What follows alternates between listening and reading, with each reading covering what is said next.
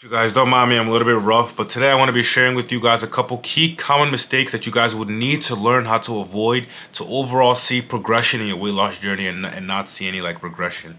So guys, for me, the number one key thing that comes to mind, guys, is the ability to say no. Guys, please, I don't know how to emphasize this any more than like I need to, but guys, the number one key thing that I've realized that I'm still even struggling to this day, not really struggling, but just something that I've just come to realize is really, really important as far as like your weight loss journey, guys, is just the ability to say no to people. Because what you will notice, especially if you're really, really farther along in your fitness journey, is that more and more people will try to tempt you into doing shit that don't really align with your goals as far as your fitness goals.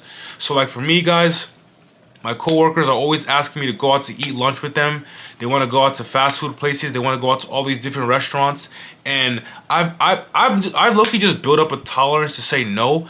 But I know a lot of people would definitely struggle and would have a hard time saying no to free food, because obviously I'm not paying for these foods. When my coworkers or my friends ask me out to eat for lunch, they usually end up paying for it. I know they're gonna pay for it, so that's kind of like their selling point to me. They're like, hey, why don't you want to go out to eat with us? We're gonna be paying. It's gonna be free food, but you guys have to learn how to build the discipline to say no, even though it's free good food that they're offering you, because you know you have your own meal prep, you have your own goals in mind. And for me, what helps me push through continuously saying no to my coworkers, to my friends who are inviting me out to some nice ass restaurants basically for free and offering me good food for free, is that these people don't look or they don't align with what I have in mind. So a lot of these people, a lot of my friends, a lot of my coworkers that want to go out to eat all the time for lunch, especially, they don't physically look like the person that I envision myself to be. So it's really, really easy for me now, especially, to say no, because when I look at them, I don't want to bash them, but when I look at my coworkers, they don't look the best. They're not in the best shape of their lives. So I just know if I continuously go out with them to eat, I will not look like the person I want to look like, the best version of myself. So that's the one key thing, guys. You're gonna have to learn how to really just say no, because saying no is gonna be key. That's like the number one most key crucial component that you guys are going to need to know how to say consistently to your family, to your friends, to your coworkers. People who do not align with your goals, guys, you will need to learn how to say no to them, because ultimately a lot of people in this world that I hate to be this person, but a lot of people, what I just come to realize, guys, a lot of people in this world are very, very comfortable.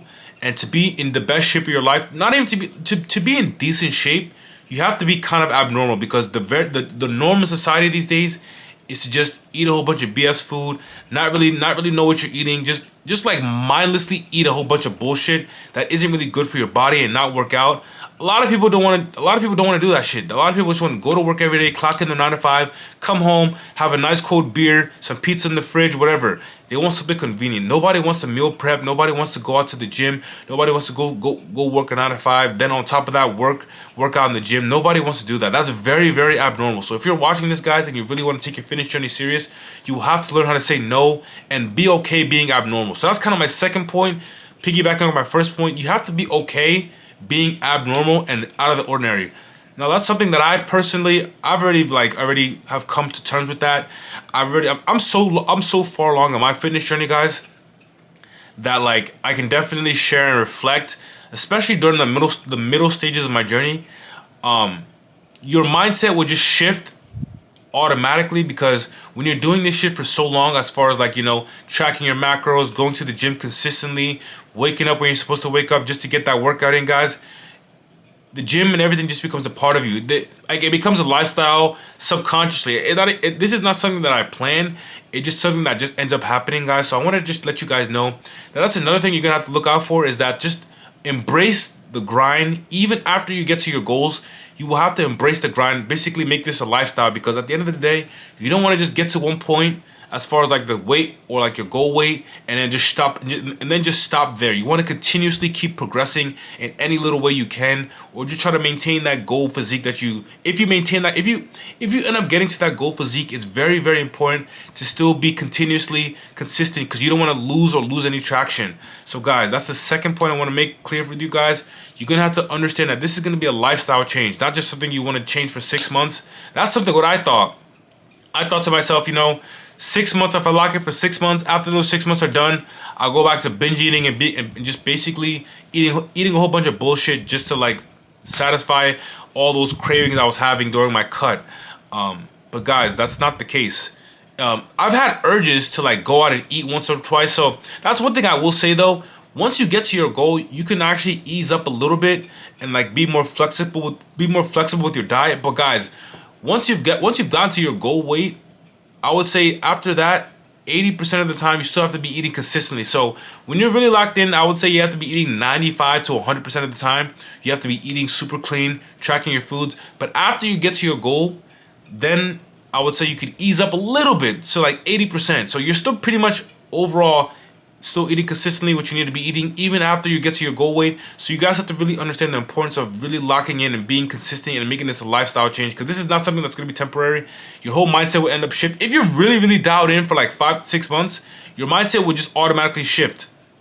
So it's important to get that through your head, guys, and really understand the importance of that. And now, a third thing that I think is a common misconception and people just don't understand the value of this is obviously, which at this point, I don't know how people don't know this, is tracking your foods correctly and really understanding the importance of your macros and diet and your nutrition. Guys, I've been victim of just thinking that I can go to the gym, run a whole bunch of cardio, do a whole bunch of weightlifting, burn a whole bunch of calories, and then that'll cover me as far as my weight loss goes.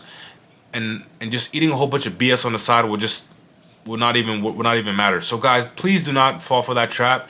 Your macros and what you eat every single day, daily, is very important. So I really recommend you guys to really take that shit super serious. You could literally get away with just, if you're eating what you need to eat in a calorie deficit and maybe working out once or twice a week, that'll give you way more results than working out 7 days straight and then eating a whole bunch of BS and on the side. Guys, trust me, I did that for some time.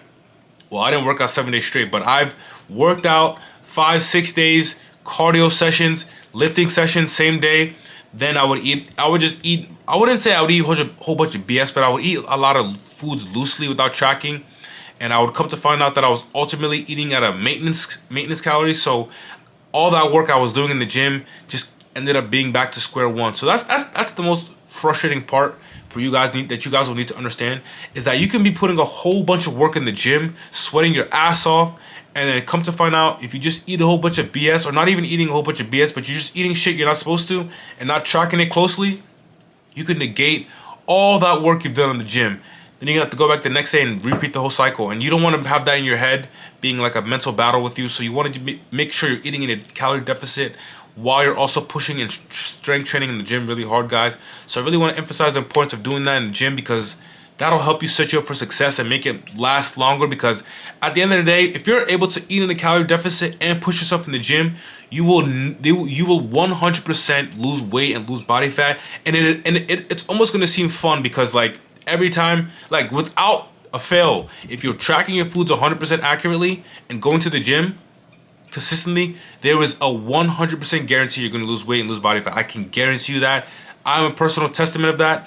I've lost over 70 pounds, guys, doing this process, and I wanted to share that with you because I know a lot of people think that going to the gym is some people think that the nutrition is Guys, locking in on nutrition is way more important. The gym is also important as well, but if I had to pick one key thing that changed my life that I really want to share with you guys, is please lock in on your nutrition, guys. That's really important. So that's mainly the main few things I wanted to share with you guys. The importance of your nutrition, the importance of like understanding the mindset shift that's going to occur, and just ultimately the importance of saying no. You're going to have to learn how to say no to a lot of people throughout your journey, guys. So please, if there's anything you can take away from this video, take away those 3 things, man. Thank you.